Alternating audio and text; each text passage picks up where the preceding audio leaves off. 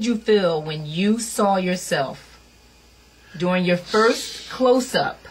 You know, actor's close-up is very important. You got to make sure, is it my left side, my right side, you know, the frontal. What was your feeling when you saw yourself on film for the first time? I'm a weird-looking dude. No, you're not. No, you're not. You're handsome. You're very handsome. Oh, thank you. It's the most surreal thing in the world. It's surreal. I was sitting there at the Dukes of Hazzard world premiere, sitting in the audience in the Man Chinese Theater in Los Angeles. Yes. I'm sitting there and I'm looking. I'm like, is that me? Yes. God, is that? And it blows your mind because you're like this huge. You remember everything, and it's almost like you're looking at a different person. So. Were there any parts of the Dukes of Hazzard, Red Glory, that you filmed that didn't make the cut, that did not make the movie? Honestly? Yes.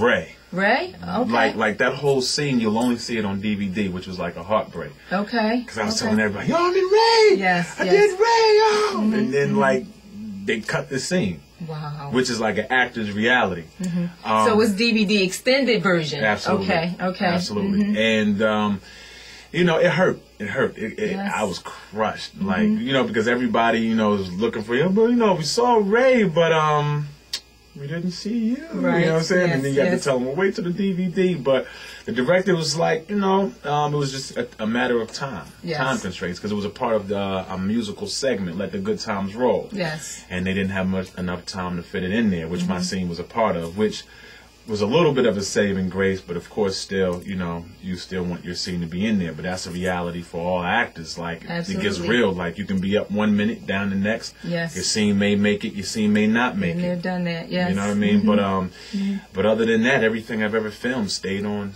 camera. Okay, you know, okay. So you went from D.C. to Philadelphia to New Orleans to California and back to Philadelphia. Okay. Let's talk about your experience.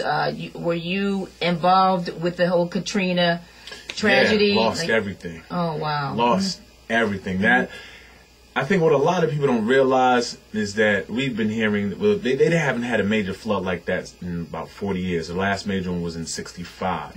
So when 2005 rolled around, every year there's the big one is coming, the big one is coming. It's kind of like the boy cried wolf. But then when that happened, it was just, I was involved in a lot of things. I did a lot of youth outreach, developing programs for, you know, I hate calling them at-risk youth, but that's pretty much what it was, kids in the hood, you know. Yes. Developing programs for them and working on some music, of course, in the theater. So I really wasn't even paying attention. I wasn't going to leave. But me and 4 of my friends, we were like, okay, we might as well kind of just pack an overnight bag and just, you know, wait it out. So we drove 3 hours north of Alexandria. Woke up the next morning, just like right as the rain was hitting. You know, we woke up that next morning and turned on the TV. We were like, that's my neighborhood. Matter of fact, that's my house. Yes. And, you know, because they did a helicopter pan shot over my whole neighborhood, and my house took in like 7 feet of water. Wow. Yeah, it was the most surreal. You're not really prepared to walk out your house for the last time. You never know. Yes. So that kind of just revolutionized how I think about survival, how I think about banks, how I think about the country, how I think about a lot of different, how I think about life. Yes. Period. Because you never know. You never know. Banks were shut down. I didn't have access to my money for a minute. Phones were down. Communications. Your friends and family scattered everywhere. You don't know where they are. If they're in a shelter or. It was very stressful. It was devastating, I'm sure. Now, at what point did you go back to New Orleans? I went back a week later. A week later. Yeah, maybe a week and you later. stayed? No, I drove through the town, and it smelled of death. You smelled dead bodies and dead animals everywhere.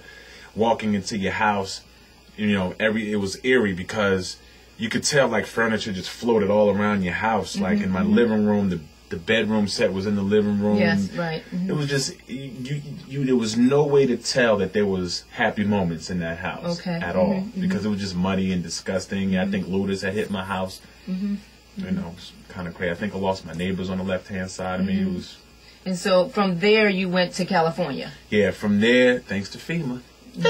Yes. I went out to balled it out in California. Now, how did that FEMA situation work? Did they give you a list of states that you could relocate to, or you choose your states? FEMA gave a lot of people a lot of problems. They gave me a lot of problems. However, if you were resourceful enough, you could kind of work it. At that time, you could go anywhere in the world or anywhere in the country and stay in hotels. Like I stayed in the Marriott LAX for like 4 months, 4 or 5 months. They paid for everything, rental cars or what have you. So. And it was a little bit of a hassle because they really didn't treat you well, like over the phone. They treated you like you were a refugee, like you weren't an American citizen at all. Like I had one lady tell me, she goes, "Yeah, Mr. Gadison, you're gonna have to get out that hotel because this is taxpayers' money." And I'm like, "Oh." And who am I? Like FICA doesn't, get me every 2 weeks. Exactly. You know what I mean? Yes, So yes. it was an experience. Experience. And so in California is when you started landing your movie roles? No, all my movie roles and everything was in New Orleans. Okay. Los Angeles was a whole different beast all in itself. Okay. Like every day, for all you actors out there, it's a grind. Yes. You got to grind it out. Every day I had 15 to 20 packages going to different castings, different agents, different managers, or what have you, pounding the pavement.